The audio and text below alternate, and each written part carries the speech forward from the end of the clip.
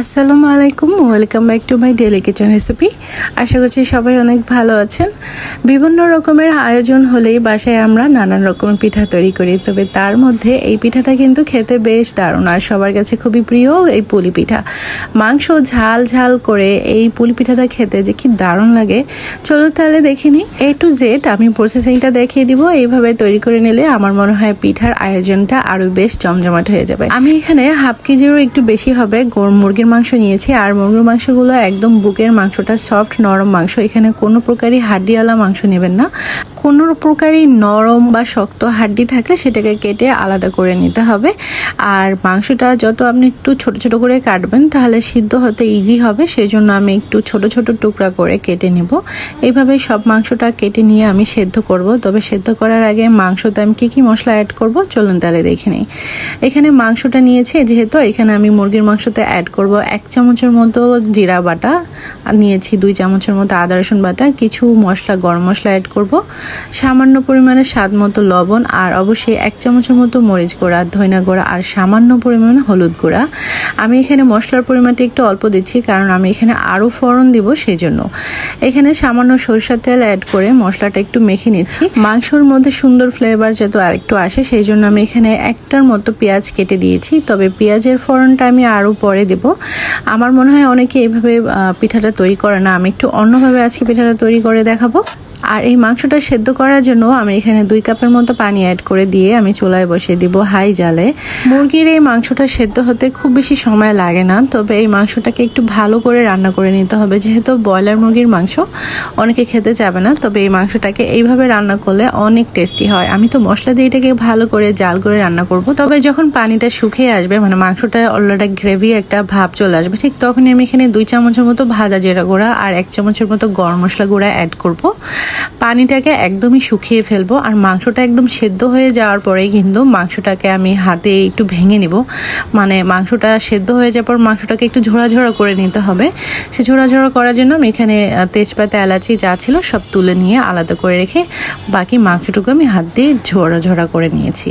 দেখতেই পাচ্ছেন মাংসটা খুব সুন্দর করে ঝরঝরা হয়ে গেছে। তবে আমি এখানে কিছু তেল অ্যাড করব কড়াইতে, কারণ আমি এখানে কিছু পেঁয়াজ কাঁচামরিচ ভেজে নেব।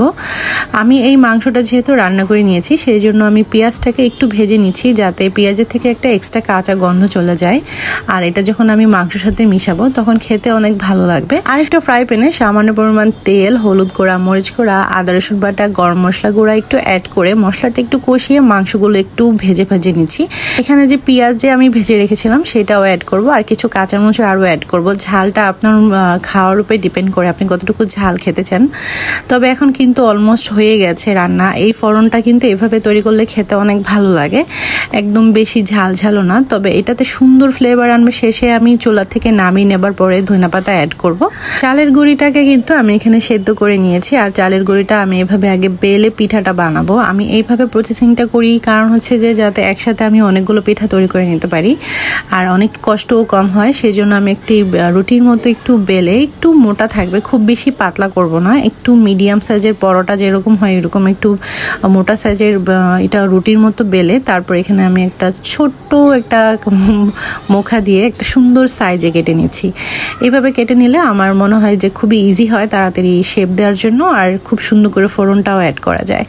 একসাথে অনেকগুলো পিঠা তৈরি করার জন্য এইভাবে প্রসেসিংয়ে পিঠা বানালে কিন্তু আপনার ইজি হবে, সময়টাও বেঁচে যাবে। এখন আমি ফোড়নটা অ্যাড করে দিয়েছি, মাংসর যে ফোড়নটা এটা অ্যাড করে নেবার পরে সুন্দর করে চেপে চেপে কোনাটায় তারপরে আমি পুলি পিঠার শেপে অ্যাড করে দিব। তারপরে তো ডিজাইনটা হয়ে যাবে। আমি জানি এইভাবে পুরি পিঠা অনেকেই তৈরি করে ডিজাইন এইভাবে অনেকভাবেই আপনি ডিজাইন করে নিতে পারেন, তবে এভাবে নিলে দেখতে বেশি সুন্দর লাগে। যেহেতু পুলি পিঠা খাবো তো একটু ডিজাইন করেই খেতে ভালো লাগে, দেখতেও ভালো লাগে। এখন গরম গরম তেলে পিঠাগুলো ভেজে নেব, একটু ডুবো তেলে ভাজলে ভালো হয়। আর এই পিঠাটা তৈরি করার জন্য কিন্তু ভিতরে যে ফোড়নটা থাকে, যে মাংসর যে ফোড়নটা, সেটা কিন্তু অলরেডি রান্না করাই আছে, সেই জন্য কিন্তু এখানে বেশি রান্না করা বা বেশি ভাজার প্রয়োজন নেই। উপরের যে লেয়ারটা থাকে, মানে যে পিঠার যে লেয়ারটা, সেটা যেন একটু লাল লাল বা গোল্ডেন কালার হলেই তুলে ফেলতে হবে।